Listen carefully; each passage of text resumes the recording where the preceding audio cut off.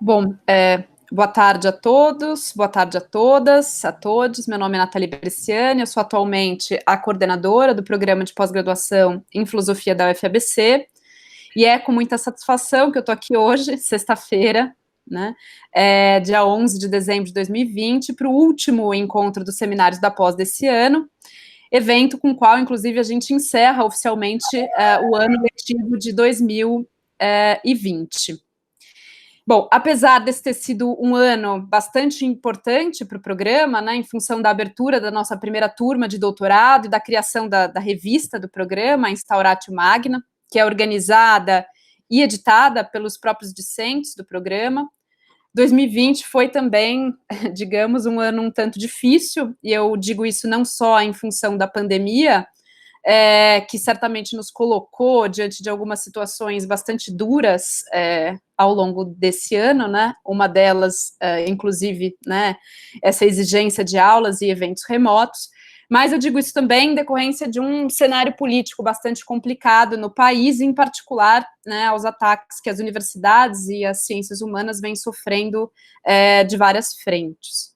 Bom, nesse momento, mais do que nunca, eu devo dizer que o fato de que a gente permanece aqui, nos reunindo para discutir conjuntamente nossas pesquisas, é algo que me anima bastante, e eu agradeço imensamente ao professor Carlos Eduardo Ribeiro, ao Cadu, por aceitar o convite para falar aqui hoje, né? Para aqueles que não conhecem, o professor Carlos Eduardo possui sua formação na Universidade de São Paulo, onde ele fez o mestrado sobre o Nietzsche e o doutorado sobre Foucault. Entre 2010 e 2016, ele foi professor na Universidade Federal de São Paulo e, desde então, para nossa sorte, é professor de filosofia contemporânea na Universidade Federal do ABC. Desde 2018, ele é também professor do programa de pós-graduação em filosofia da UFABC, onde ele desenvolve atualmente pesquisas sobre corpo e liberdade no pensamento de Michel Foucault, sobretudo pelo viés do poder psiquiátrico, tema sobre o qual ele vai falar hoje, e sobre o qual ele possui também diversas e importantes publicações. O professor Carlos Eduardo é também membro do grupo de pesquisas Michel Foucault, que é sediado na PUC São Paulo, e membro do GT Genealogia e Crítica da ANPOF. Artista da dança, ele desenvolve diversas atividades também ligadas à extensão universitária e fundou em 2015 o Núcleo de Extensão Cultura, Dança, Arte, Filosofia. Além disso, né, ele faz formação em psicanálise no Centro de Estudos Psicanalíticos de São Paulo. Hoje o Cadu vai falar sobre psiquiatrização dos corpos e liberdade política em um poder psiquiátrico, o problema da antipsiquiatria em Foucault. Cadu, obrigada por ter aceitado o convite. Eu passo, então, a você a palavra. Né? E aproveito, aliás, para agradecer também os professores, alunos e demais participantes aqui. Desculpa. Bom, gente, boa noite. Obrigado, Nathalie. Obrigado, Miquela, Zé Luiz, o Piva, que também está por aqui, os alunos. Realmente é um prazer poder compartilhar com vocês uma pesquisa que tem mais ou menos 3 anos, né? Ela tem esse título aqui. Eu vou começar a projetar os slides para poder não falar tanto, mas acredito que, mesmo assim, vou acabar falando muito. Aqui. Então, eu intitulei a fala, né? Na verdade, esse é o título do projeto Psiquiatrização de Corpos e Liberdade Política em o Poder Psiquiátrico, o problema da antipsiquiatria em Foucault. Né? Então, deixa eu agradecer direito ao programa, né? Agradecer a pessoa da professora Nathalie e dos presentes, essa interlocução importante que a gente cria aqui no programa. É um prazer realmente poder falar dessa pesquisa, que é um assunto que, além de ser um assunto que eu venho desenvolvendo há 3 anos, por aí, né, um pouquinho mais, é uma pesquisa que está na ordem do dia do contexto brasileiro, né, dado a condição de retorno dos hospitais psiquiátricos no sistema de saúde mental do Brasil. Né? É um retrocesso realmente o que a gente tem vivido. E quando, então, eu pensei em apresentar o projeto, eu pensei numa espécie de resumo do projeto, tá? apresentar o que eu tinha feito, o que poderia ser feito ainda, enfim. Mas eu mudei a opção, então o título ele é maior do que das coisas que eu vou tratar, das questões que eu vou tratar. Eu vou ficar basicamente no problema da antipsiquiatria em Foucault, é sobre isso que eu quero falar, é esse o aspecto que eu gostaria de comunicar a respeito da minha pesquisa em relação ao poder psiquiátrico, tá? Então, esse é as capas do curso que o Foucault deu, então, no Collège de France, entre 73 e 74, o poder psiquiátrico, que nós contamos com uma tradução em português. Na verdade, contamos com todos os cursos já praticamente traduzidos, acho que um ou dois que não estão traduzidos. Né? Com relação, então, o que eu gostaria de trazer nessa tarde para vocês, né? A questão da antipsiquiatria no Foucault. Esse aspecto o problema da psiquiatria no Foucault está estruturado no curso, e nesse curso ele é extremamente relevante para nós, porque ele define claramente, então, pensando um pouco na relevância do problema antipsiquiatria. Foucault nos define claramente, nesse curso, o imenso atavismo que a psiquiatria vive quando nasce no século XIX como um dispositivo disciplinar. Né? Mas ainda mais atávica do que conceber a psiquiatria como um poder, como um dispositivo disciplinar, mais atávica ainda é perceber a modulação própria desse dispositivo, que eu gosto de chamo de a função médico na ordem disciplinar. O médico, a autoridade médica no dispositivo psiquiátrico, ele é um princípio de realidade. Ele é quem realiza a verdade da doença mental. Né? Então, a relevância da posição original de Foucault com relação à antipsiquiatria no século XX é justamente reconhecer que o discurso psiquiátrico tem como princípio de realização da verdade da doença mental o próprio médico, o próprio psiquiatra. Isso é uma demonstração longa, eu não tenho a pretensão alguma de esgotar esse tema, mas esse é o cerne do curso, até onde eu enxergo dentro dessa pesquisa. Né? A pesquisa, então, ela articula, vou fazer uma citação inicial, tá? Uma citação inicial que de cara já coloca a definição muito clara e até mesmo simples do que vem a ser a antipsiquiatria para o Foucault. Ele diz, numa conferência dada em Quebec, em 1973, um pouco antes do curso, ele faz uma grande conferência para psiquiatras e diz o seguinte: eu entendo por antipsiquiatria, para dar uma definição dela, de que eu não digo que seja verdadeira nem restrita, mas pelo menos que ela é cômoda, eu chamo antipsiquiatria tudo o que recoloca em questão o papel de um psiquiatra encarregado, outrora, de produzir a verdade da doença no espaço hospitalar. Então, é bom que se diga já que para o Foucault, a antipsiquiatria não são os movimentos antipsiquiátricos do século XX, não que sejam decorrentes da sua posição do que vem a ser a antipsiquiatria, mas ele não estuda os movimentos antipsiquiátricos do século XX. Tampouco lhe dá continuidade à temática exclusiva da loucura, como estudou em História da Loucura. Na verdade, então, o problema da antipsiquiatria tem a ver com o desmonte, o desarme do dispositivo antipsiquiátrico, que diz respeito ao próprio modo como o saber psiquiátrico, enquanto poder, se constituiu. Né? Então, o tema de o poder psiquiátrico é a medicina psiquiátrica enquanto dispositivo que gera, por assim dizer, o seu contrário, que gera um movimento antipsiquiátrico que diz respeito à própria constituição desse saber-poder. Tá? Sim, esse é o duplo da minha leitura com relação ao poder psiquiátrico. Né? Então, há um duplo movimento, né? O movimento todo de psiquiatrização de corpos, toda a definição, então, do dispositivo disciplinar. Isso leva o curso inteiro, né? É um eixo que atravessa o curso como um todo, e junto dessa movimentação, esse contrário, que é o movimento antipsiquiátrico, que se forma dentro do próprio saber psiquiátrico como seu contrário. E esse contrário é a afirmação de uma liberdade política. Então, o projeto está assim estruturado, né? Ele se movimenta entre a descrição e análise da psiquiatrização de corpos e a sua correlata afirmação da liberdade política.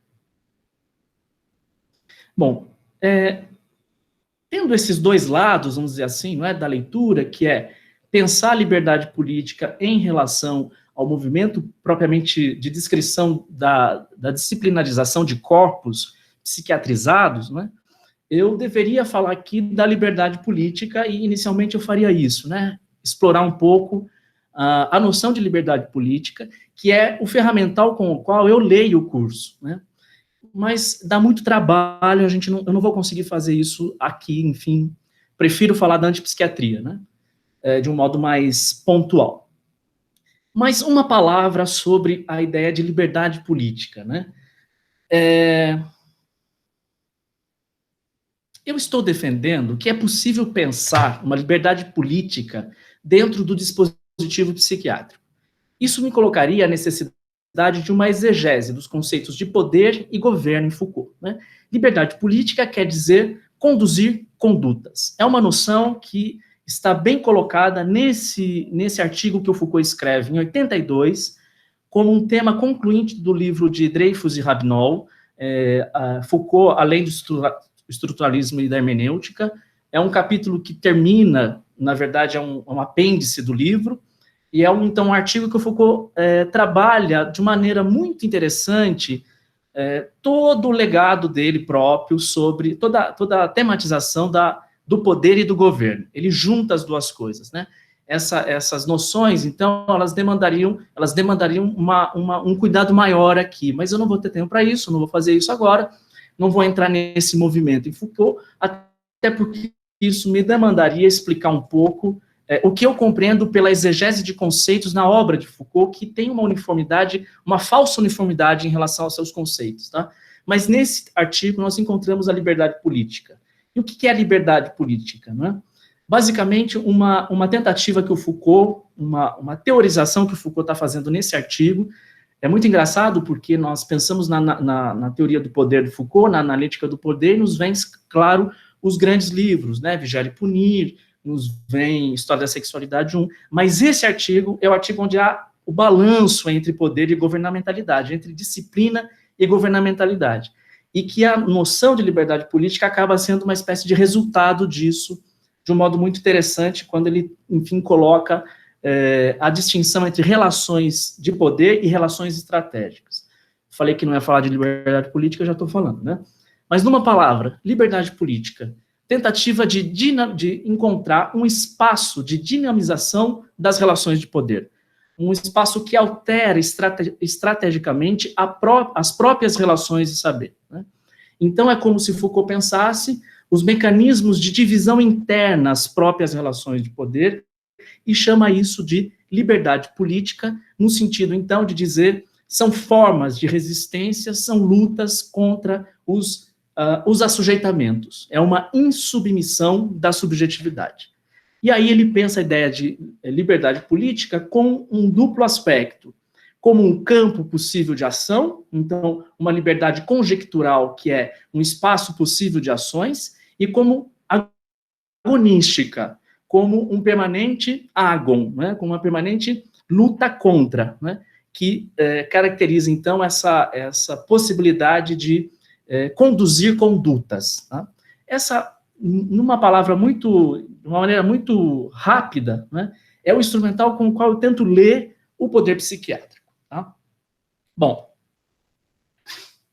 antes de entrar, então, no ponto que eu quero falar mais especificamente, que diz respeito à questão do fenômeno da histeria dentro do dispositivo disciplinar psiquiátrico, eu quero fazer uma confissão aqui, quero abrir meu coração. Já que nós estamos num seminário, já que nós estamos numa troca entre colegas, entre alunos que estão pesquisando, vou fazer uma confissão, tá? Só uma coisa, eu não consigo olhar o chat, tá, Nathalie? Realmente, eu estou olhando aqui para o meu texto e passando. Fica tranquilo, eu olho, fica. Então, vou confessar uma implicância. Uma implicância sobre os trabalhos que eu leio a respeito, eu não vou chamar ninguém aqui, tá? Eu só vou falar no atacado, né? uma confissão sobre uma implicância em relação à relação poder e resistência em Foucault, né? Já é quase um senso comum nós trabalharmos nesta chave, o adágio inteiro que nasce a partir da declaração de Foucault em História da Sexualidade 1, onde há poder e a resistência, né? E aí, então, a percepção que dá início a problemática da resistência em Foucault, como se nós pudéssemos simplesmente nomear as resistências como os seguintes nomes, que não necessariamente são leituras erradas, equivocadas, mas são tematizações que, no meu entender, acabam nomeando e não desenvolvendo propriamente a problemática da resistência. Nomes como conduta renovada das luzes, nova forma de agonística, eu próprio estou falando isso, né? Prática de liberdade, atitude crítica, experiência subjetiva de autopertencimento, caracterizações todas muito pertinentes com relação ao que vem a ser a relação poder e resistência em Foucault. Como ele compreende, então, é consistente com a sua teoria todas essas caracterizações. Só que essas possibilidades interpretativas, elas acabam por deixar de lado justamente uma pergunta fundamental, ou uma resposta a uma pergunta fundamental. O que é que realmente resiste? Quais são esses corpos de resistência, né? Essa noção fez história nas lutas de reconhecimento, século XX inteiro, e nas teorias do reconhecimento todas, né? Teoria queer, Butler, estão lá, essa relação é impossível de negligenciar, ela está presente nessas teorias. Mas, dentro da própria leitura que se faz de Foucault, não se localiza quais são efetivamente esses corpos que resistiram. Como, por exemplo, o que eu quero comunicar hoje a vocês, o corpo da histeria. Este é um corpo que resistiu historicamente dentro do dispositivo disciplinar psiquiátrico, né? Então, essa minha confissão de uma implicância é justamente porque toca um pouco na questão o que é ler exegeticamente os conceitos em Foucault, né? Em princípio, então, é localizar que tipo de campo de racionalidade Foucault está trabalhando quando fala de resistência, quando propõe a liberdade política, e nesse caso, então, o projeto, ou essa pesquisa em andamento, na verdade, é uma análise das resistências estudadas por Foucault. Fazer, portanto, uma genealogia de corpos históricos em Foucault, determinando as experiências de resistências efetivas desses corpos. É preciso fazer uma genealogia dos lugares desses corpos que resistem, né? Basicamente, se não há liberdade sem o poder, é porque há um exercício de luta contra os assujeitamentos. Ora, quais são esses assujeitamentos que engendraram efetivamente respostas de resistência? O que, segundo Foucault, esses corpos disseram, né? Um caso é justamente dentro do poder psiquiátrico, dentro da psiquiatrização de corpos, se perguntar o que disseram os corpos histéricos, né? O que, segundo Foucault, vai significar, na verdade, a sua problemática, o que ele entende por antipsiquiatria, tá? Bom, até aqui, o que eu coloquei foi o seguinte, né? Há uma pesquisa em curso que trabalha com liberdade de corpo, e eu vou agora especificar a questão dessa resistência do corpo histérico. Tudo bem por aqui? Alguém gostaria de fazer alguma pergunta? Enfim, que aqui eu viro para um outro assunto.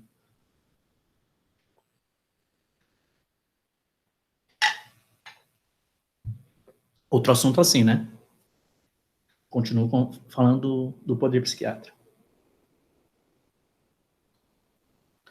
Só quero saber se estão me ouvindo, só isso, assim, para ter um retorninho básico. Tudo certo, pode. Não sei se você está nos vendo, mas está tudo certo, pode ir. Não estou conseguindo ver, porque eu estou acompanhando as minhas anotações aqui desse lado e olhando para esse. Pode ficar tranquilo, tá ótimo. Beleza, então vamos lá. Então vou falar agora um pouco sobre os corpos histéricos e essa resistência que nasce desse fenômeno. Primeiro, o curso Poder Psiquiátrico é, de certo modo, um grande acerto de contas com a história da loucura, no sentido de o curso dar continuidade às análises do percurso da medicina mental no século XIX adentro.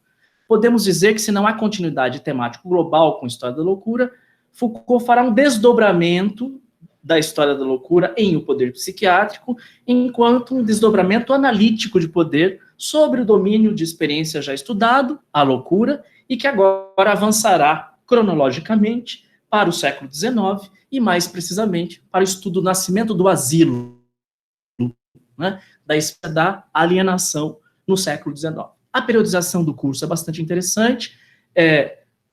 As primeiras décadas do século XIX até o final do século XIX, isso cobre, portanto, de Pinel a Charcot, né? Basicamente, do nascimento da alienação, do edifício, das primeiras instituições bastante equivocadas, né, com sentido de equivocidade grande do que é internar o doente mental, até a clara hospitalização do corpo psiquiátrico, no caso, Charcot e as suas histéricas, né?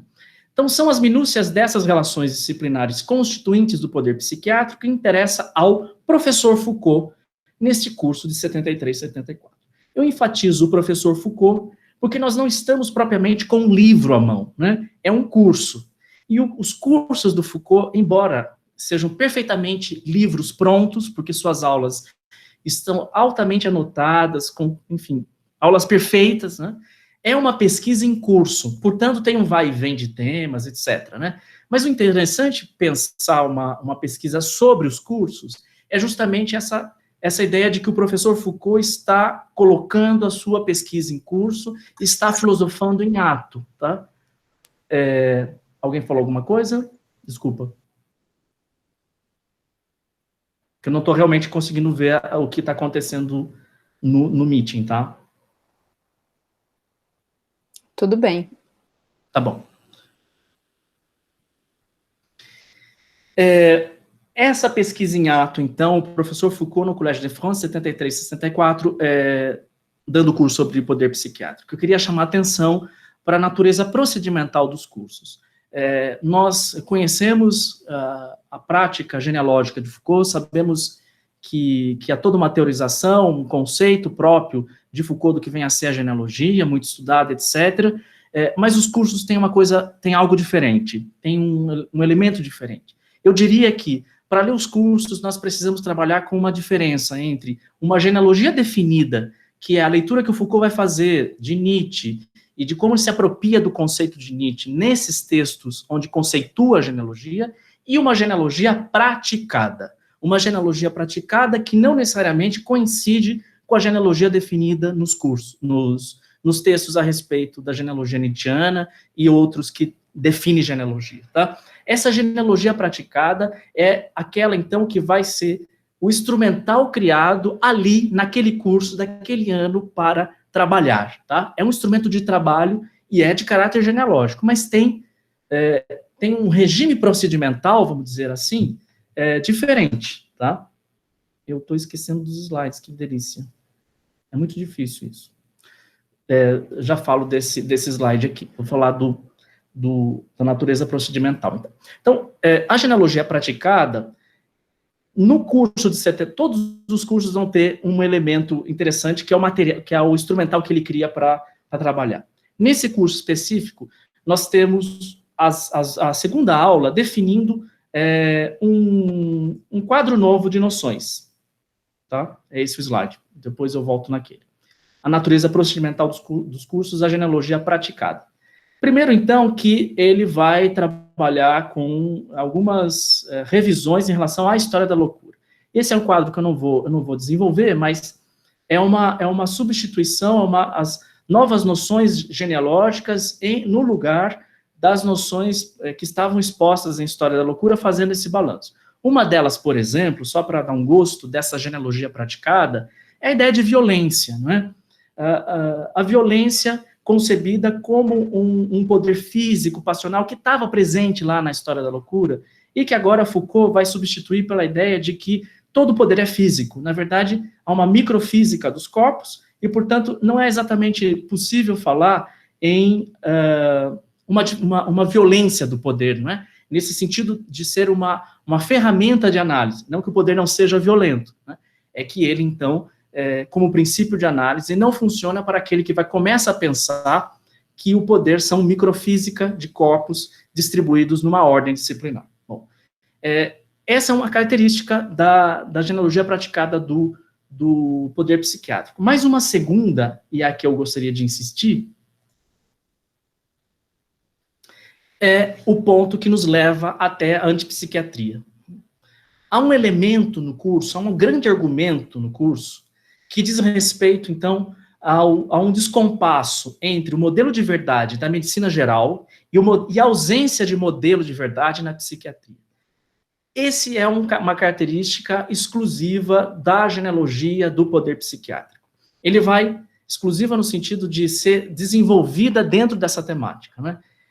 Uma das possibilidades de pensar o poder, de analisar o poder, na verdade, em Foucault, é considerar os níveis de racionalização de um saber, né? Então, por exemplo, a medicina geral, a clínica anátomo-clínica, ela está subsidiada por um modelo de verdade. Esse modelo de verdade diz respeito ao ideal botânico de classificação, é o ideal classificatório que vem na relação médico-paciente, né?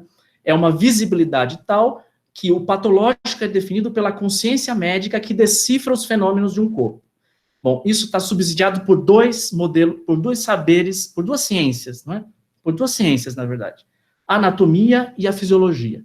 Elas que se juntam no século XIX e oferecem à medicina geral um domínio objetivo de verdade. O que o Foucault está construindo em poder psiquiátrico é um descompasso entre esse modelo de verdade na medicina geral, que conta, portanto, com uma sofisticação, não é muito interessante falar em termos de sofisticação, mas conta com um nível elevado de racionalização do discurso que constrói uma verdade para a ciência na medicina geral. A fisiologia, a anatomia fazem isso. A psiquiatria, ela tem uma ausência de modelo de verdade já de saída. E essas são as primeiras aulas do curso O Poder Psiquiátrico, né? Esse descompasso é um momento avançado do curso. Foucault mostrou vários aspectos, até chegar aí, de como funciona o dispositivo disciplinar nascente no século XIX. A ordem asilar é caracterizada por Foucault como uma vontade de ordem corporal. Ele diz um acúmulo de corpos, né? Então, eu estou tentando só dar uma referência sobre como, logo de cara, Foucault vai dizer, não há nada que justifique a ciência psiquiátrica ser uma ciência. Ela é, de saída, um poder. Ela é, de saída, uma ordem disciplinar que acumula corpos. E o Foucault está chamando a atenção para algo que ele já tinha estudado, a grande internação, mas essa grande internação no século XIX agora tem uma característica nova. Ela precisa acumular num espaço corpos sobre os quais ela decorre uma terapia, uma objetividade e pode, então, falar em termos de cura, né? É bem implicado, né? Esses corpos que se acumulam se oferecem ao olhar psiquiátrico e é ele que, então, vai definir quais são esses comportamentos possíveis de serem objetivados como doença e curados enquanto tais. Então, é esse momento avançado que eu estou me referindo nesse descompasso do curso, tá? A título de exemplo, podemos lembrar como Foucault opõe a cura clássica e a cura disciplinar para explicar essa tese de que não há modelo de verdade na psiquiatria, né? Até o século XVIII, a loucura era erro, uma espécie de engano da razão, desde um sistema de crenças a respeito do qual o louco se equivocava, né? Vai dar vários casos do que é a cura clássica. Há uma espécie de resolução pela verdade da cura, no caso da cura clássica, até o século XVIII. Então, um certo intercâmbio entre loucura e erro fazia a medicina entrar no jogo do doente mental. Jogo da verdade no delírio e do delírio, diz o Foucault. A partir do XIX, o louco passa a ser assinalado desde a forma da fúria. É o corpo furioso. É a insurreição da força que não é mais dominável e que vai gerar as 4 formas principais de loucura do personagem furioso. A mania sem delírio, a mania, a melancolia ou a monomania. Foucault vai descrever o que chama de pequena enciclopédia de curas canônicas, que são as cenas disciplinares básicas, fundamentais. Elas estão na base da organização do asilo e o modelo principal é a cura do rei Jorge III, que o Pinel retoma no Tratado Médico Filosófico. Então, do que eu estou falando? Estou falando de como não intervém um modelo de verdade na psiquiatria. ela é basicamente estas cenas de cura do asilo. E o Rei Jorge III, a cena descrita com detalhes pelo Foucault, a inversão da soberania, vale muito a pena, para quem quer compreender o poder disciplinar na sua gênese, essa leitura da cena da cura do Rei Jorge III é como Foucault percebe uma das maneiras, um dos momentos na obra em que ele percebe como o poder disciplinar nasce. Um rei sendo destituído da sua soberania e no lugar dele está sendo colocado um conjunto de páginas, dos seus antigos páginas, que agora é a hierarquia disciplinar, que agora é aqueles que não servem mais ao rei, mas o desconstitui da condição de soberania. Bom, antes de uma instituição médica dentro de um domínio médico e epistemológico, esta cena inicial é a cena disciplinar.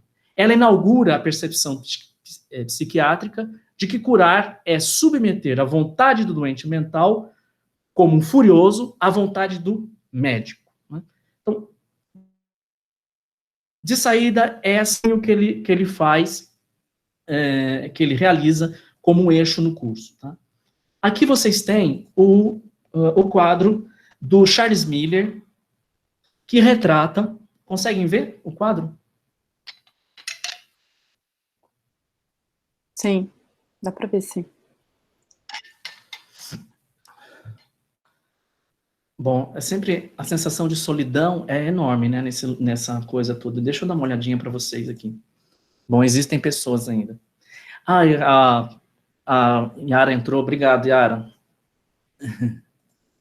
Desculpa, é que realmente eu fico olhando para... Estou totalmente... Obrigada a você pelo convite. Neurótico, por assim dizer. Obrigado, Yara.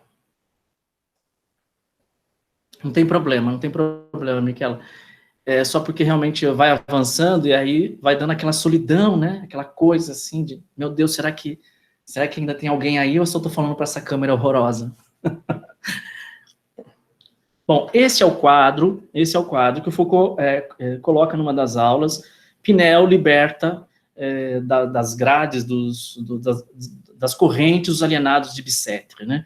Bicêtre é essa instituição francesa psiquiátrica, enfim, mas na sua origem ela se remonta a essas instituições que recebem, na Idade Clássica, né, no século XVIII, uma série de associais, é isso que ele vai descrever na História da Loucura, mas este quadro é Pinel no meio, libertando os acorrentados de Bicêtre, é a cena do humanismo médico, não é? É a cena, então, que Foucault longamente vai analisar, longamente não, vai citar para dizer, né?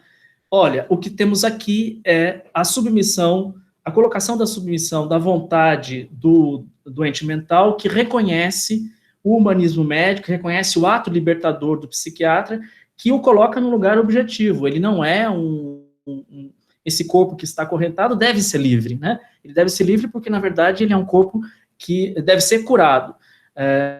O que o Foucault está ligando aqui é a ideia de que não existe uma continuidade, né, entre soberania e disciplina, então vai longe a coisa. Mas é o quadro emblemático do nascimento do dispositivo disciplinar, né, nessa dependência, então, da vontade do doente mental em relação ao alienista. Ao lado tem o seu aluno Esquirol retratado. O quadro é do Charles Miller, se encontra na Academia Real de Medicina de Paris. Bom, vou falar um pouquinho, então, vou aprofundar um pouco mais a ideia, então, desse descompasso entre medicina geral e medicina psiquiátrica. O que conclui a certa altura é que Foucault é que as práticas psiquiátricas são irredutíveis ao campo médico. Não há nada de medicina na psiquiatria propriamente dita no sentido da medicina geral. Como se Foucault insinuasse: não há nada que justifique, em princípio, as práticas asilares se integrarem ao domínio médico. Historicamente, elas poderiam ser outra coisa, né, que não medicina. Nem quem as exerciam poderia ser chamado propriamente de médicos, nesse sentido da medicina geral, onde há um modelo de verdade. Acontece que a longa demonstração da cena disciplinar de cura avança para o século XIX. E vai haver, não é, essas cenas de cura vai ser sancionada pelo caso Charcot.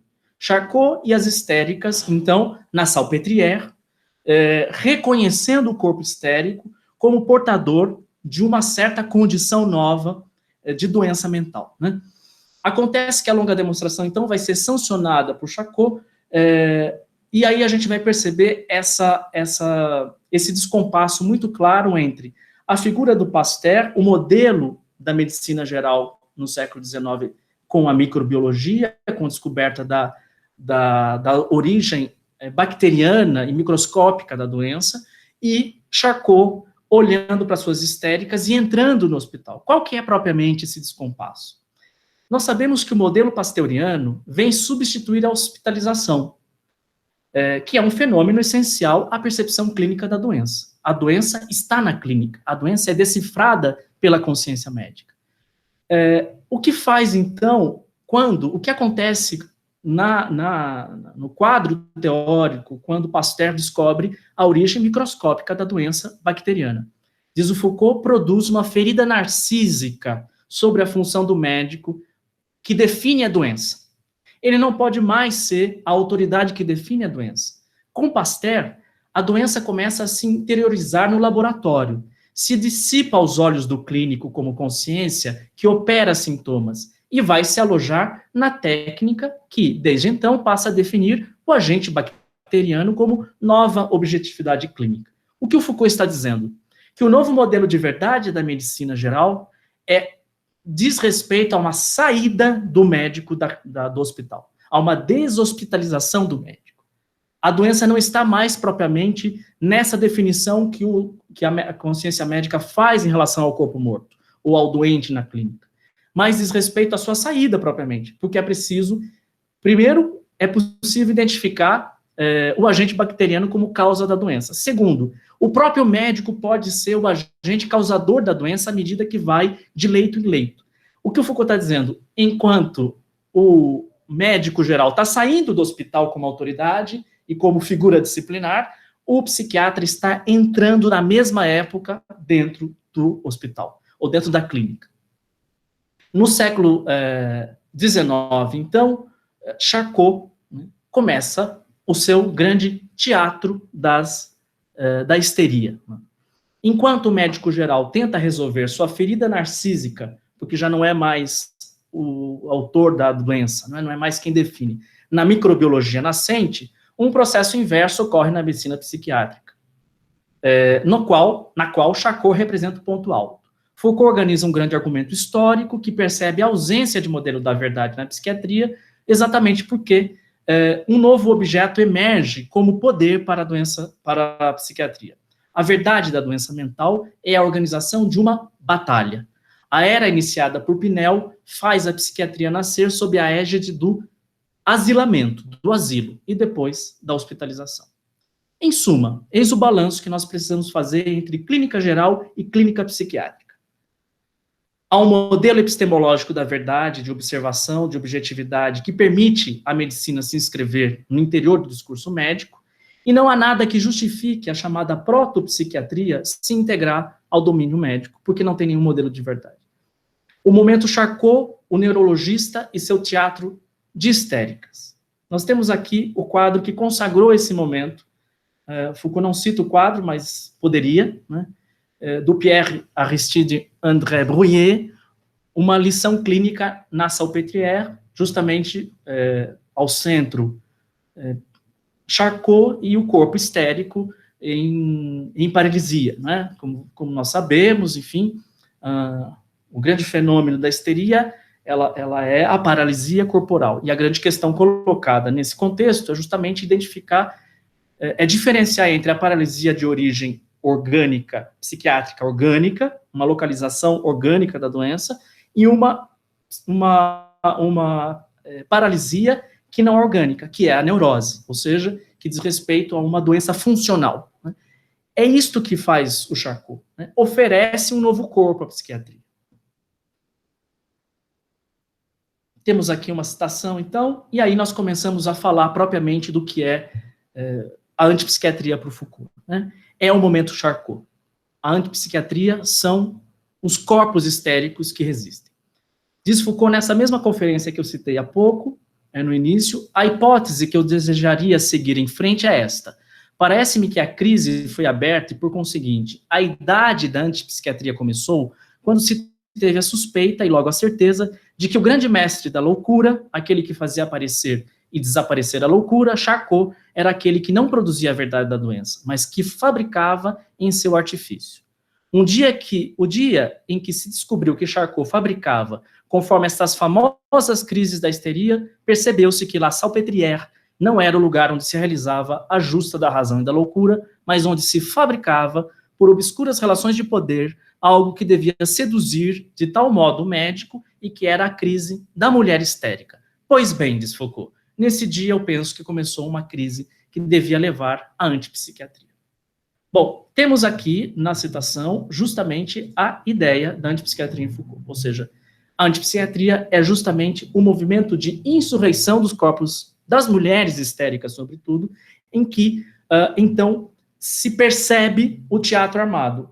Charcot, o teatro que diz respeito a uma epistemologia inteira, não é? Quando a gente fala teatro, parece que é simplesmente uma maneira de falsear a relação, né, da hipnose, não é? Mas é um regime de verdade que se impõe agora. Agora se impõe, de fato, um regime de verdade, que é reconhecer esse corpo como produzindo sintomas. Sintomas que são da paralisia, que diz respeito não a uma localização orgânica, mas a uma doença funcional.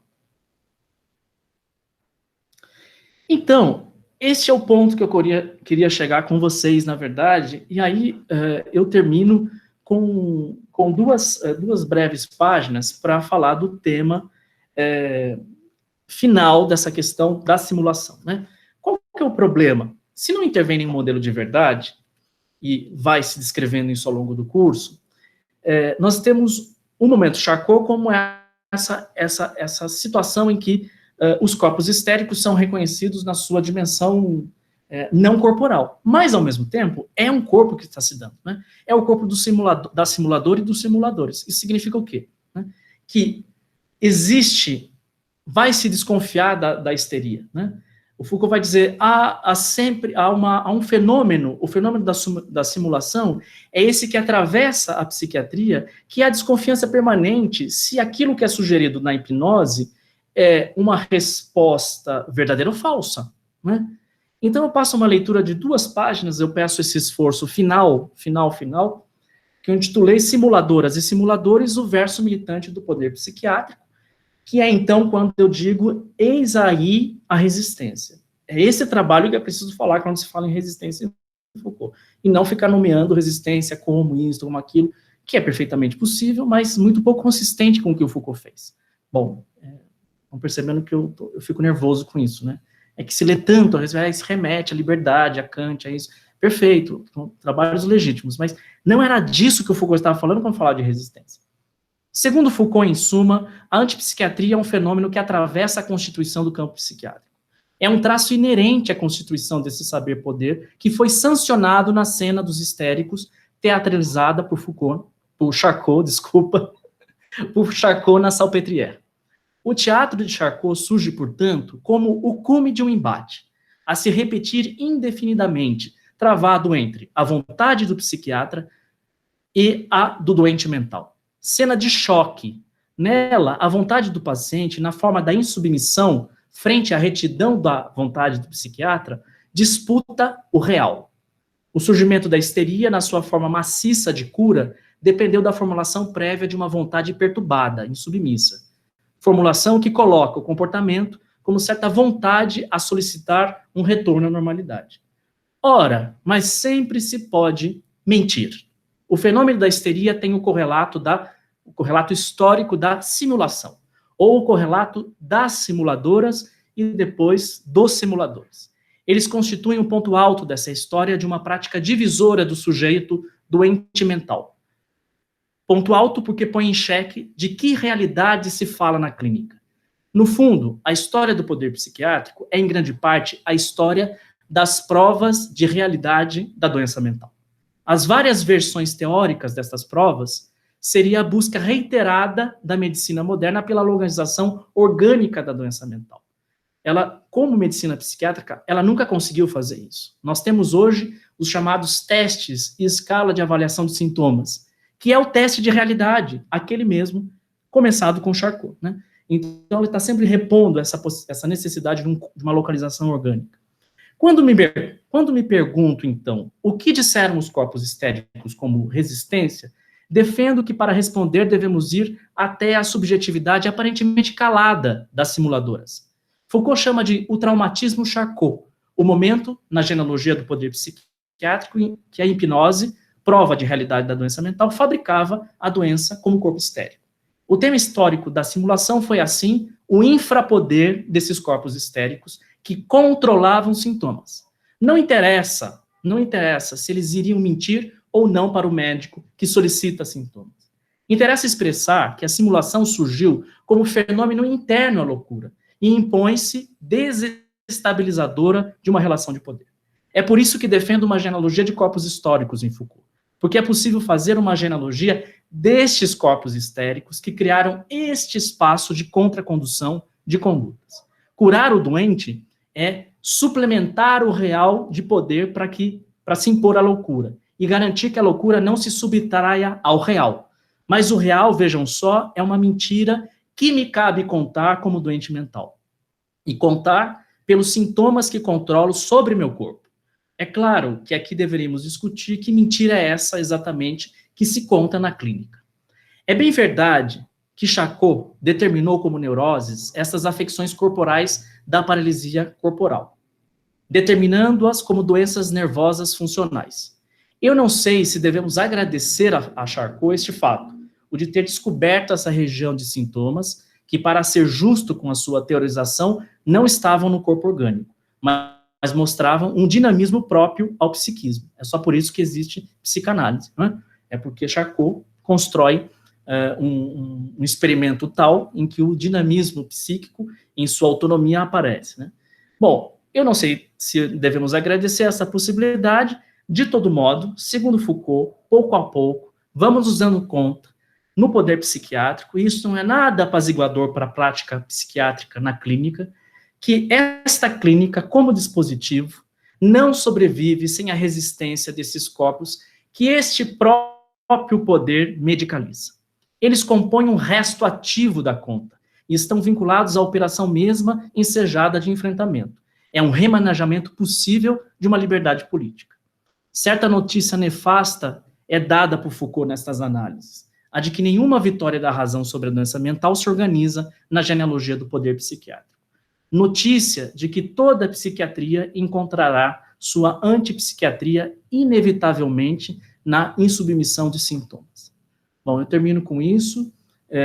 São muitos assuntos, eu sei, mas, bom, acho que a gente pode conversar sobre todas essas questões e agradecer. Era isso.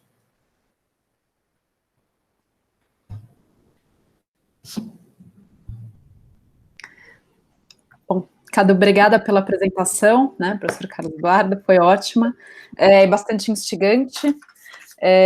Bom, eu abro aqui, então, para perguntas, né, podem ser feitas de dois modos, aqueles que preferirem podem se inscrever pelo chat e falar a pergunta, ou quem preferir pode também escrever a pergunta ali pelo chat, e aí eu posso ler, ou alguma outra pessoa, e a gente passa para o professor Carlos Eduardo responder.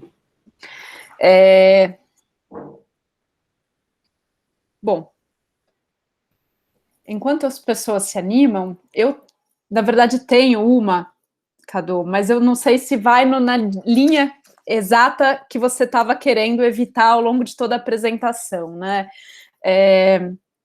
Como você sabe, eu trabalho, em geral, com teoria crítica, inclusive, né, a própria Butler, que é uma autora que usa bastante Foucault, né, não sei se da forma adequada ou não, né, em geral eu leio o Foucault a partir dela, né, ou mesmo a partir da discussão com Habermas, mas sempre que eu ouço o termo resistência, né, surge, ou, né, isso acaba me levando a pensar resistência em que sentido, né, eu acho que era um pouco até isso que você estava querendo evitar, mas por exemplo, né, você terminou falando que, de alguma forma, a própria psiquiatria, né, gera uma insubmissão dos corpos que, de alguma maneira, resistem, né?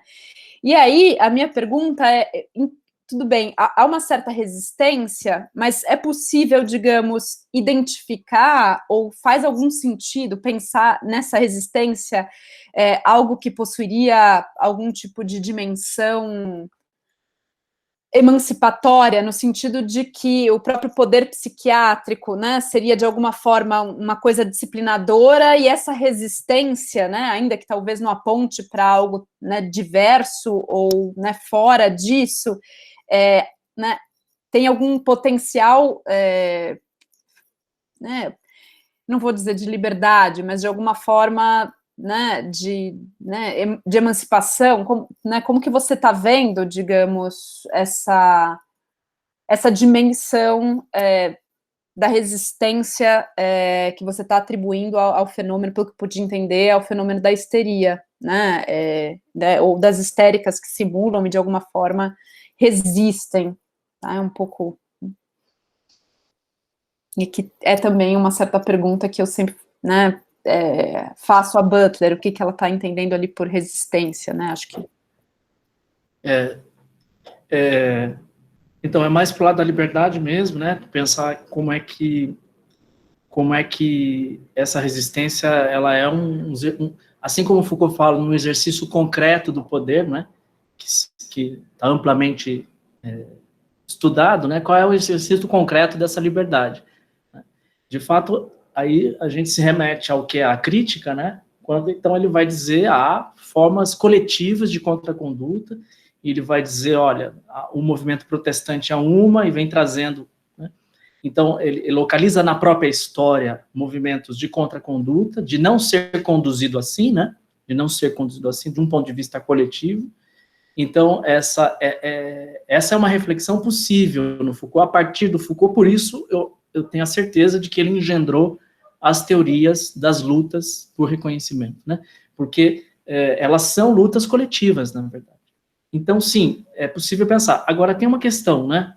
Tem uma questão que não ter a expectativa, talvez, com Foucault, de que exista um programa de emancipação, ou alguma coisa dessa ordem, não é? A mesma sensação que a gente sai em relação a Nietzsche, com a questão da transvaloração, afinal das contas, né, qual é o novo solo de afirmação de valores, da vida, etc.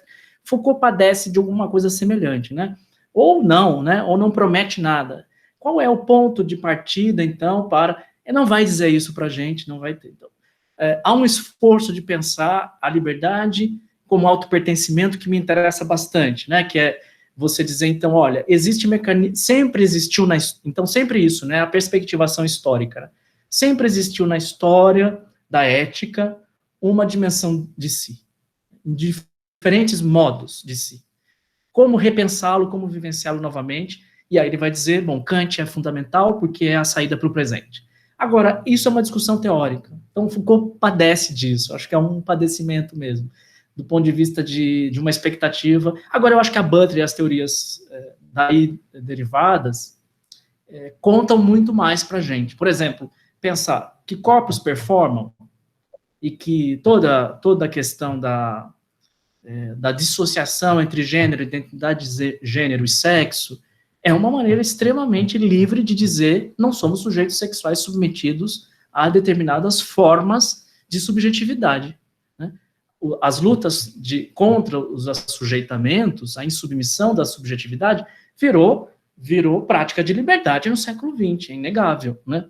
Claro, aí a gente pode discutir identidade, identificação, que eu acho que é um tema da ordem do dia, políticas de identidade versus identificação, fazer um balanço disso, que tem muito equívoco, tem muito problema mal pensado, eu acho, né? Das políticas identitárias, mas também de quem critica as políticas identitárias sem saber muito bem do que está falando, etc. Mas eu te diria isso, numa tacada, que nós temos no século XX provas absolutas da liberdade enquanto conduzir condutas, contra a condução. Agora, o que eu penso quando vou para esse estudo é que é preciso ler melhor como é que os corpos histéricos reagiram. Ele só nomeia, ele abre a possibilidade, diz, o movimento antipsiquiátrico é, antes de mais nada, uma resistência interna ao dispositivo. Como é que isso ocorreu? E é verdade, porque esses corpos estão lá dizendo, você saber psiquiátrico depende inteiramente do meu corpo, do controle de sintomas que eu realizo aqui diante de você. O problema da simulação é interessantíssimo por isso, porque até hoje nós estamos dizendo como provar a doença mental no corpo de alguém, onde ela está, né? Ela está em relação a quê, né? Tem uma distinção, então, que eu não trabalhei, que é antipsiquiatria e despsiquiatrização, que o Foucault faz uma distinção entre vamos dizer assim, os dispositivos que seguem a psiquiatrização, que ele chama de despsiquiatrização, inclusive a psicanálise nesse contexto de 73, 74, e os movimentos antipsiquiátricos, que derivam das histéricas e que, então, para ele, é uma maneira de desarmar o dispositivo, né? Que é Basaglia, Cooper, Lang, todo o movimento, enfim, do século XX, que ele está conhecendo ali naquele contexto também, tá? Então, não é nada muito consolidado, tá? Isso é interessante pensar, porque a gente tem a percepção de que movimento antipsiquiátrico tem aqui uma especialista nela, que é a Yara, estudou só isso, né? Que inclusive parece um pouco com a Nathalie. A Yara e a Nathalie parecem irmãs. Quando apareceu a Yara, eu falei, nossa, é a Yara ou é a Nathalie? São parecidas. E a Yara sabe muito bem. Para nós é muito claro que o movimento antipsiquiátrico seja um modo de desarmar, né, o dispositivo, mas não era uma evidência para quem estava lá em 73, 74, naquele contexto. Ponto. Respondi. Acho que respondi. Respondeu sim. Bom, mais perguntas? Vamos lá, posso fazer uma pergunta só para entender se eu entendi? Porque me interessa muito todas as reflexões filosóficas sobre o conceito de liberdade, porque é importante tanto em relação a essas questões mais específicas também do movimento antipsiquiátrico, antimanicomial, agora em geral para a filosofia toda. O conceito de liberdade, dito de uma forma muito grosseira, Cadu, posso dizer que nesse contexto o conceito de liberdade se define como reação a algum tipo de normatividade dada dogmaticamente? É isso mesmo?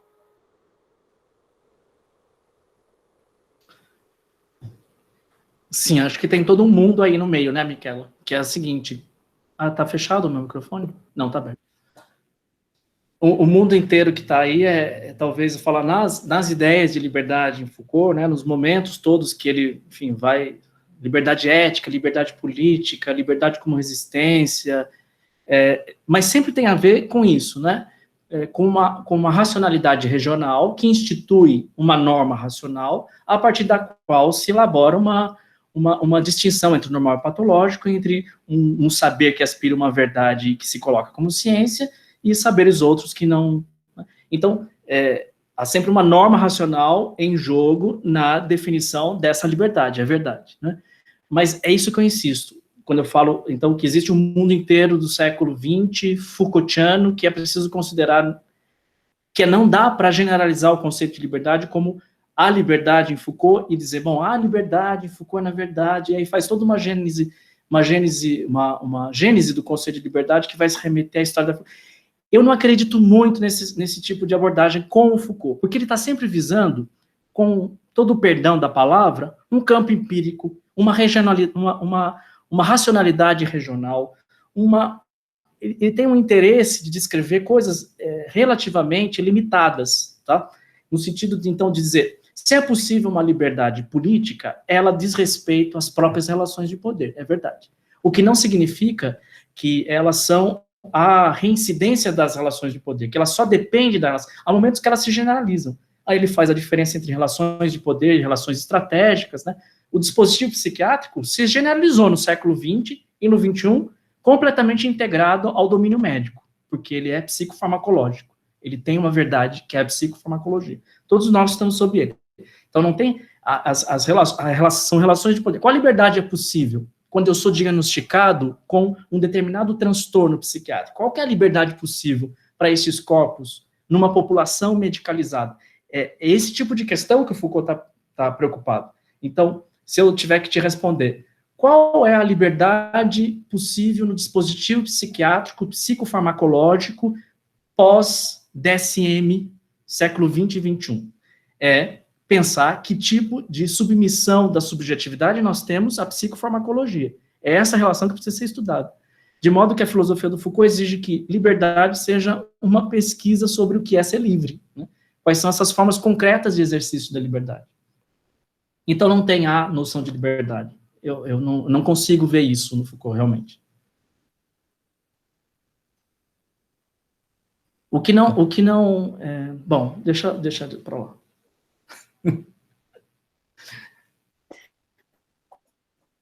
Eu acho que a Nathalie travou. Ixi, voltei, não. A minha internet tá ruim mesmo. A internet voltou, não? Se você quiser fechar o vídeo, talvez seja melhor para poder falar. Tá bom. Eu ia dizer que o Hugo acabou acabou de fazer ali uma pergunta pelo chat. Eu posso ler, Cadu? E aí você responde, Hugo? Você prefere ler? Como que... Se quiser, eu leio também. Pode ser, já que a minha internet está meio falhando. Eu leio aqui. Boa tarde, Carlos. Obrigado pela necessária e maravilhosa exposição. Obrigado. A pergunta acha que foge um pouco, mas para mim é cara. Você pensa que a identidade em si, toda identidade, é, no fundo, a afirmação de um modelo em exclusão a toda outra possibilidade? É a afirmação de um uno em exclusão à alteridade? Se sim, as lutas, apesar de toda a sua legitimidade, esbarraria também nesse limite? Olha, tá vendo? Estou falando que essa questão é importante. É interessante, porque Hugo, obrigado pela pergunta, mas eu não vou conseguir responder a contento, com certeza. Não, nem toda identidade é a afirmação de um modelo de exclusão, né? Você pode pensar, você pode pensar filosófica, ética, teoricamente, no nível, então, da discussão conceitual, que uma identidade é sempre exclusão de uma outra, tal, e ok, né? Outra coisa é você trabalhar com como as identidades se produziram na história, né? Ou como esses processos de subjetivação foram efetivamente orientados como sujeitos coletivos e sujeitos individuais. São dois mundos difíceis de você combinar quando você está numa discussão sobre ser contra ou ser a favor das políticas de identidade. Tá? Não dá para dicotomizar desse jeito, né? Então, eu diria até, com o perdão da resposta, que a própria pergunta já trabalha nessa divisão, né? Que é, será que toda identidade exclui a outra? Claro que sim, num certo sentido, se você for pensar, então, bom, mas, afinal das contas, produzir uma identidade, diz respeito a um lugar de fala, né? Chegamos ao conceito que traz tantos problemas bons e tantos problemas, né? O que significa isso como uma discussão teórica? A gente pode ir para vários lados, né? Inclusive do lado psicanalítico e dizer, olha, não existe identidade sem a negação de uma outra, uma afirmação do narcisismo primário é essencial. Você pode responder assim, e aí você fica com o quê? Você fica com nada, porque começa a dicotomizar. Então, eu diria assim, é preciso colocar melhor a questão entre conceito de políticas de identidade, militância de identidade, como é que essas coisas se relacionam, quem está falando, como está falando, qual é o contexto propriamente de discussão, né? Senão a gente corre o risco só de responder assim, olha, segundo Foucault, é claro que existe uma desconstrução do sujeito, e é claro que é um absurdo pensar que existam políticas de identidade no sentido da afirmação, a rescindência do dispositivo disciplinar de subjetivação. O próprio Foucault disse isso, né? Dizendo, eu não vou me vincular a determinadas, né, formas de identidade aqui, de lutas específicas, porque eu não quero. Mas é pouco, é muito pouco, não responde tudo. Ou seja, só enrolei. Não, imagina. Pelo contrário. Bom, deixa eu tirar aqui meu vídeo, que eu acho que tá... Eu tenho uma curiosidade, Cadu, que eu vou aproveitar para perguntar, porque eu acho que você mencionou isso algumas vezes, acho que não é um tema central na sua fala, mas é uma coisa que né, ao longo da exposição foi uma questão que foi surgindo para mim. Que é o seguinte, você foi construindo todo o argumento em torno da psiquiatria e os fenômenos de resistência, usando, né, particularmente o caso das histéricas, para pensar, né, esse modelo, e no final da sua exposição, inclusive eu acho que você estava respondendo as perguntas, você falou de um certo modelo de psicofarmacológico, né? A minha pergunta é o seguinte, dá para fazer, né, a partir desse argumento, alguma analogia para pensar a posição do próprio Foucault com relação, não diretamente à psiquiatria, mas à própria psicanálise, né? Tem vários textos, eu não sou uma especialista em Foucault, longe disso, né, em que ele se coloca, me parece, de uma forma bastante crítica contra a própria psicanálise, ou seja, num momento não farmacológico, né, como um certo discurso, ou a psicanálise como algo que surge, né, no momento em que começa a falar de si, e tem essa dimensão da medicalização, né, ainda que não farmacológica diretamente né, e aí eu queria perguntar um pouco, né, como que você vê, né, se você acha que que a posição crítica, que me parece que ele assume tanto contra a psiquiatria ou contra a psicanálise, eu não sei se eu estou falando aqui muita besteira, se é possível pensar as duas analogadamente, como você veria, né, ou como você pensaria a questão da própria psicanálise, né, porque inclusive acho que é um campo para você importante, né, um pouco isso.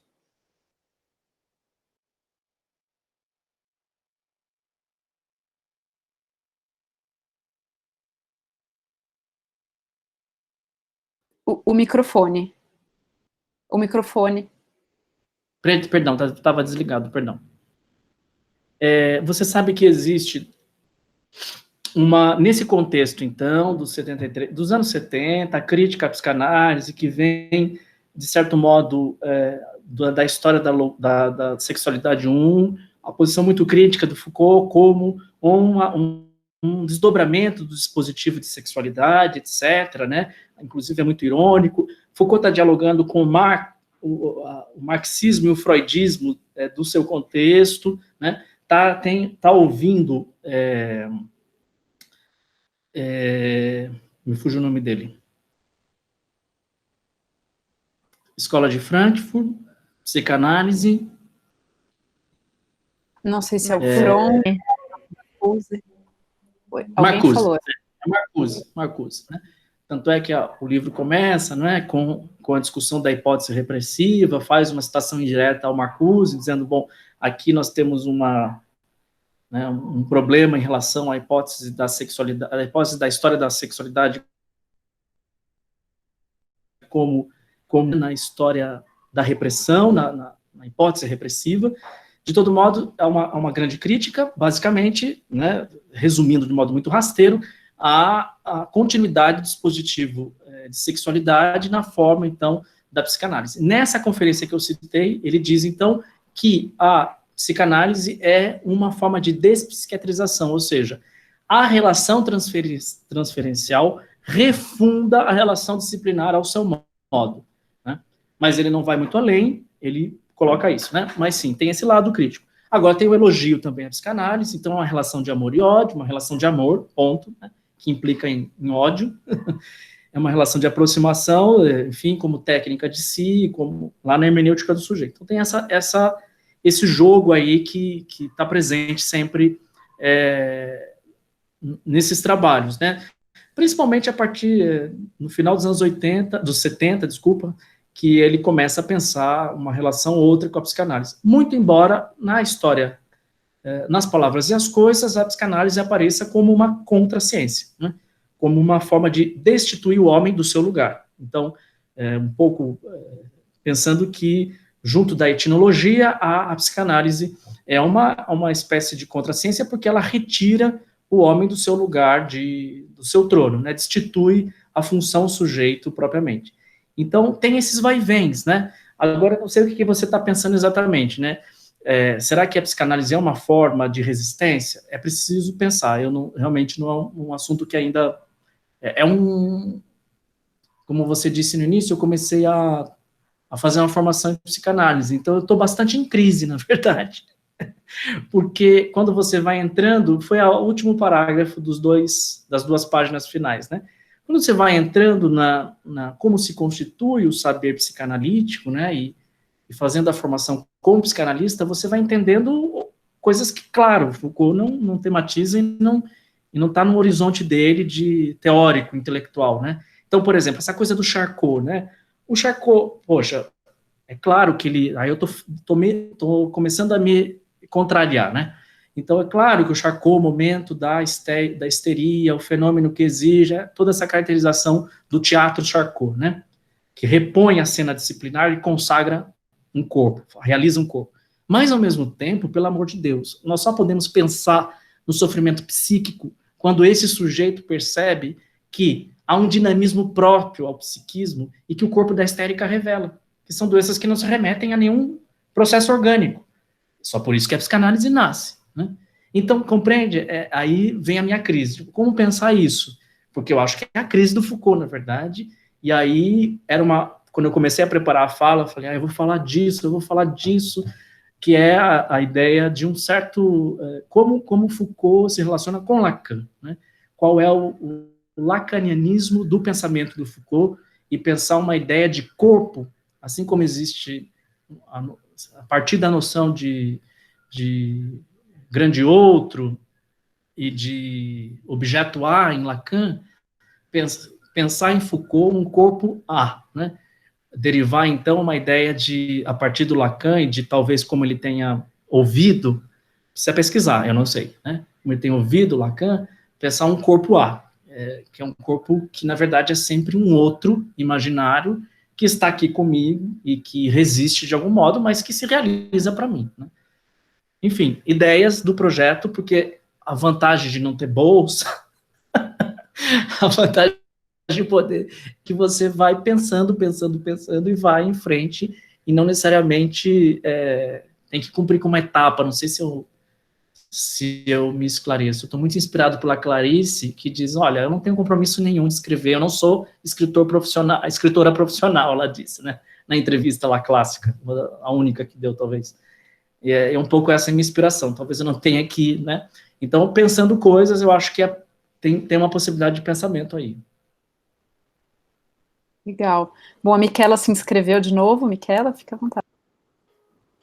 Obrigada. Eu tenho uma outra pergunta que está um pouco fora daquilo que num outro contexto daquilo que o Cadu falou, mas sei que aqui está também a Yara. Acho que talvez possa também colocar criar as condições para um diálogo entre os dois. Eu já participei de um evento com o Cadu e a Yara, foi ótimo. Daí eu vou colocar essa questão, apesar de não fazer a mínima ideia se tem a ver ou não. Eu queria saber em que medida tem relações entre essas reflexões de Foucault sobre a antipsiquiatria e o trabalho e também as reflexões do Basaglia, né, que foi muito importante no movimento antimanicomial na Itália, mas eu sei também que foi muito relevante também no movimento antimanicomial no Brasil. Não sei se é uma pergunta boba, mas eu adoro fazer perguntas nada a ver. Se for uma pergunta boba, é só falar, não tem problema.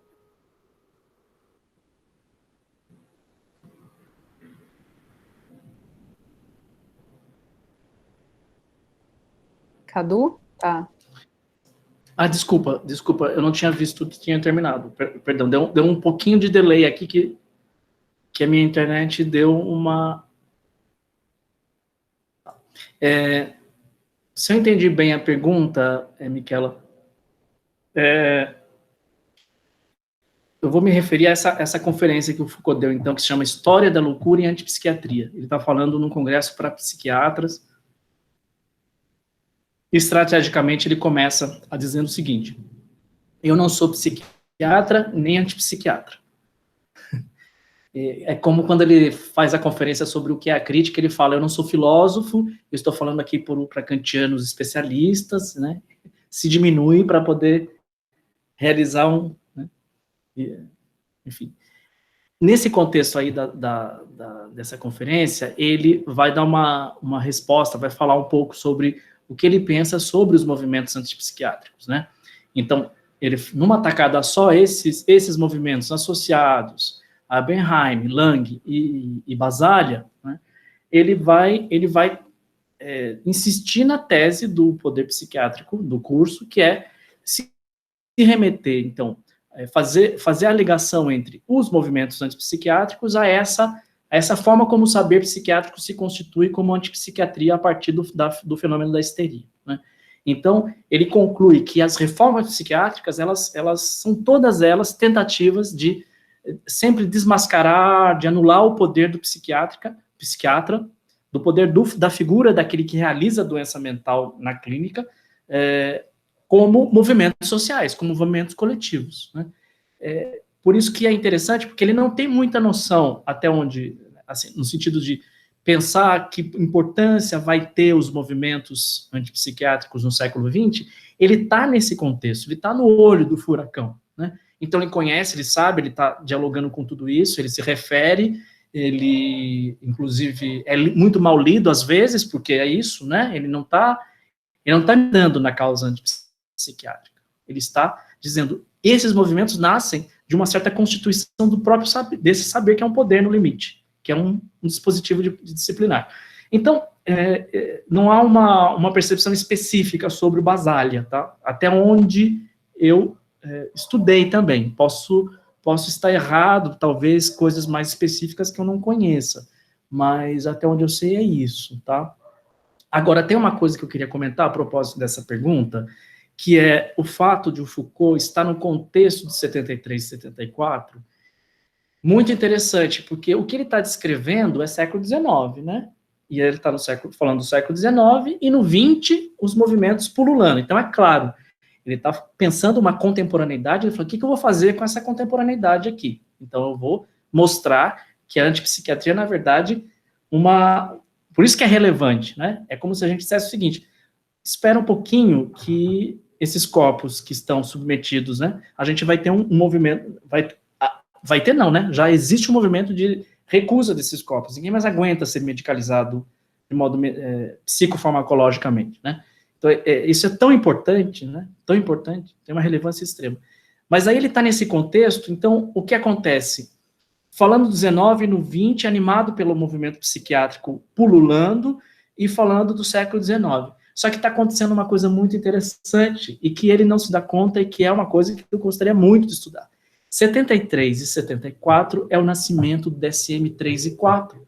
Imagina que o Foucault, nesse contexto, dá um curso sobre poder psiquiátrico, e a versão, onde inclusive a categoria da homossexualidade, do homossexualismo como categoria patológica, está sendo introduzida e tirada pelas comissões internacionais, pelos conselhos internacionais de formulação do DSM-3, né? Então, acho que é 3. Então, é muito interessante, porque é como se ele desconfiasse, muito Foucault isso, né? Como ele desconfiasse, olha, alguma coisa está acontecendo no meu tempo muito importante, e que eu vou estudar, e que eu vou trazer como discussão epistemológica, arqueológica, genealógica, e de repente é isso mesmo, né? Logo depois sai o DSM medicalizando os corpos gays, basicamente. E o movimento gay tem toda uma resposta que consegue dizer não somos doentes, né? E essa mesma coisa acontece com o nascimento da biopolítica. Ele está falando do século XIX, está falando da história do liberalismo e do neoliberalismo, mas está falando de uma coisa que está acontecendo ali. Os dois governos neoliberais não chegaram ainda, né? Thatcher e Reagan. Então, é a mesma desconfiança em relação ao presente. Só para trazer um pouco mais vamos dizer, essa relevância de pensar a antipsiquiatria como algo que constitui o saber psiquiátrico desse pertencimento nefasto de ser um exercício sobre a vontade do doente, né? E sobre essa realidade a qual ele não tem acesso, né? Não é dele, da discursividade médica. É isso. Obrigada, Cadu. Temos aqui mais um inscrito, o Tiago. Tiago, pode fazer a pergunta, não sei como você prefere.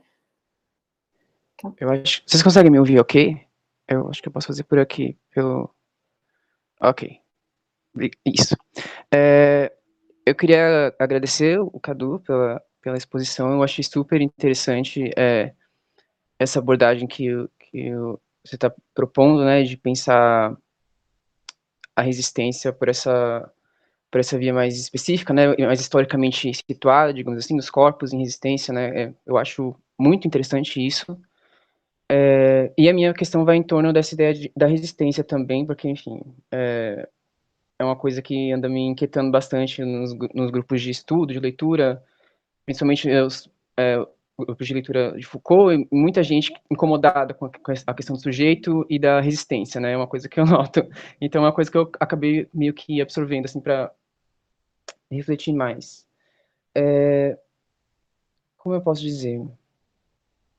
Eu vou falar um pouco do Vigiar e Punir, que é uma obra que eu tenho um pouco mais de familiaridade, mas eu acho que é sobre a questão da disciplina, eu acho que tem relação, né?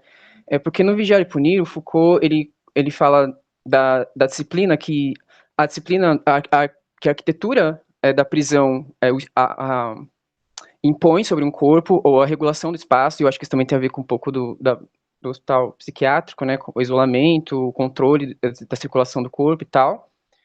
E a maneira em que um discurso da criação da figura do criminoso atua meio que criando uma alma, uma subjetividade do criminoso, tentando penetrar dentro da pessoa que está lá aprisionada, né, para criar esse tipo de controle, de dominação, sei lá, essa disciplina, né, esse achatamento das multiplicidades, não sei como dizer.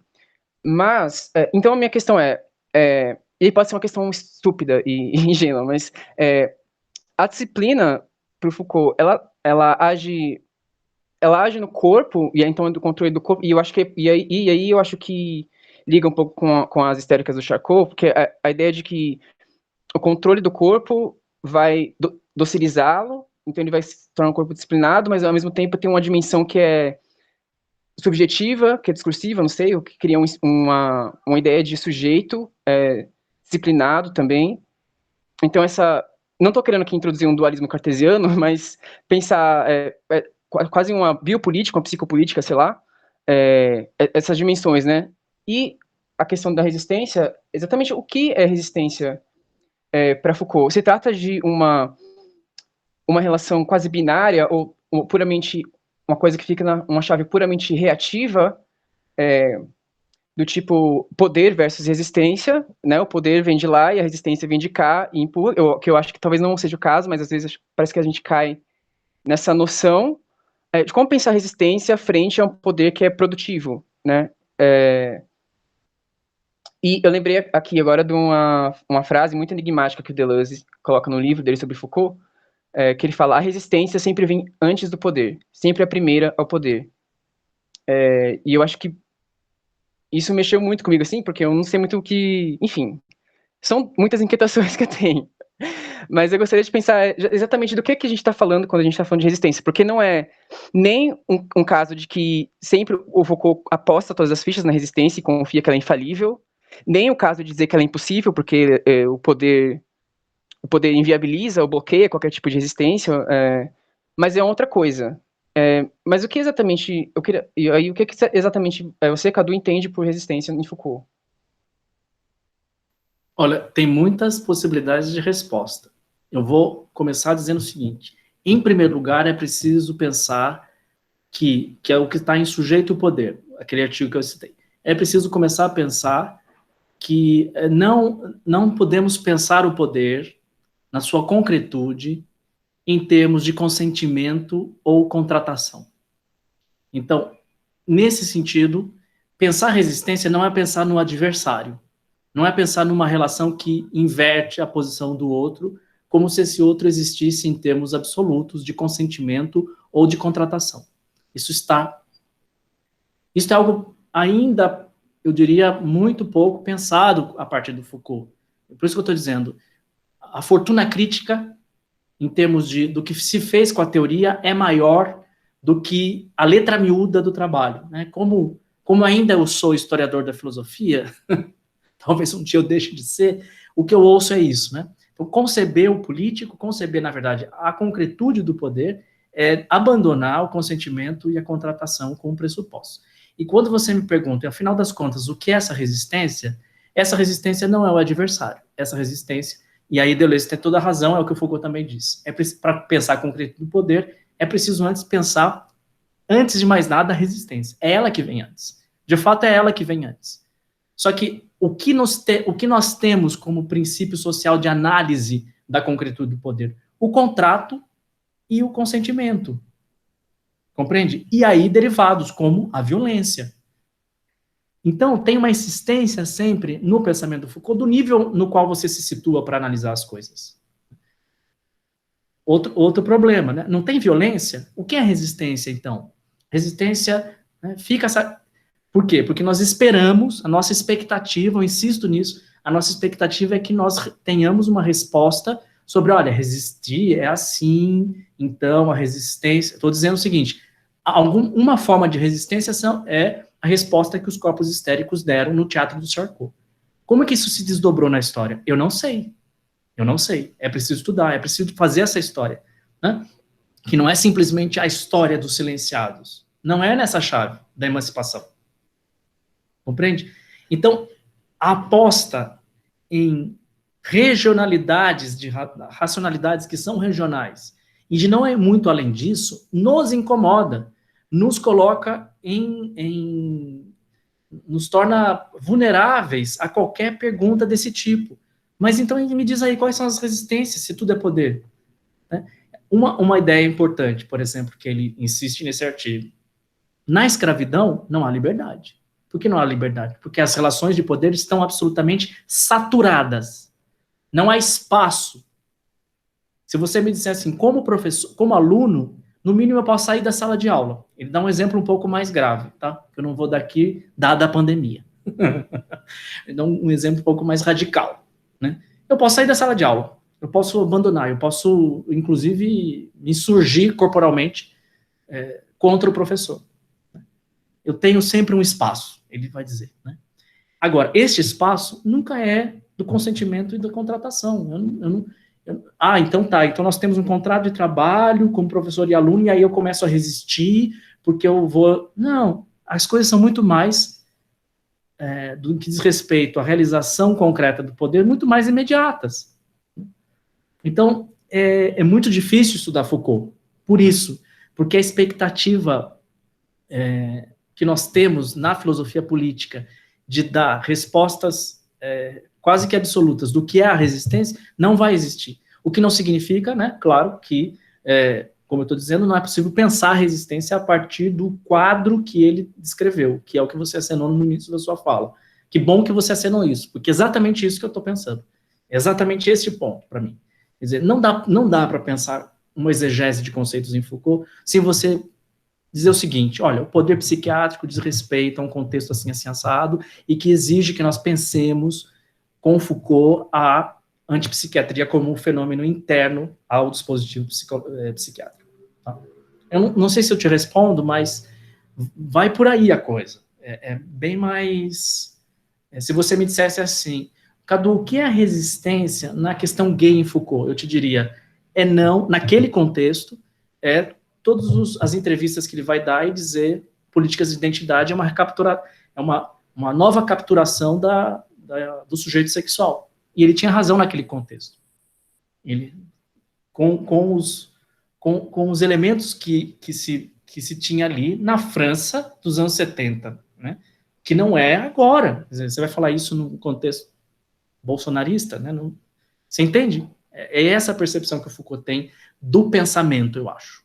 Eu acredito nisso.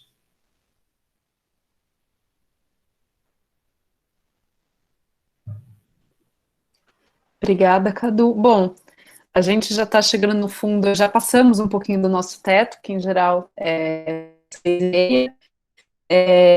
Queria aproveitar aqui para agradecer ao professor Carlos Eduardo, foi excelente, não só a sua conferência, mas as respostas às questões.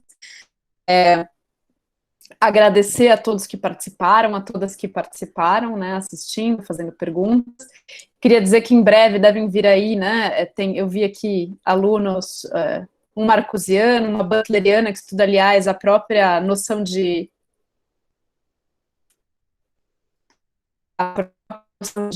ciência e de crítica na Butler, né, e que acho que a sua fala deve ter sido bastante elucidativa, isso, eu agradeço aqui em nome da coordenação, mas também dos professores, de todo mundo que assistiu, foi muito boa a sua palestra.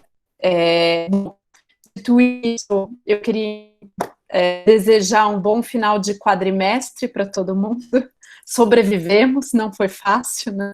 Mas chegamos aqui, e desejar a todos um bom período de recesso, né? Se é que a gente pode dizer recesso, e até o ano que vem. Eu que agradeço, Nathalie, se você me permite tomar a palavra rapidamente, e agradecer porque realmente eu tenho muita expectativa com relação a esse tipo de espaço, realmente, porque nos conhecemos muito pouco ainda, como docentes, como alunos, pesquisadores do programa, e isso para mim é extremamente importante, porque ativa e reativa a nossa reflexão, e num contexto como esse, então, do distanciamento, para mim é realmente uma honra ter podido falar um pouco da pesquisa, ainda que de um modo um pouco confuso, talvez.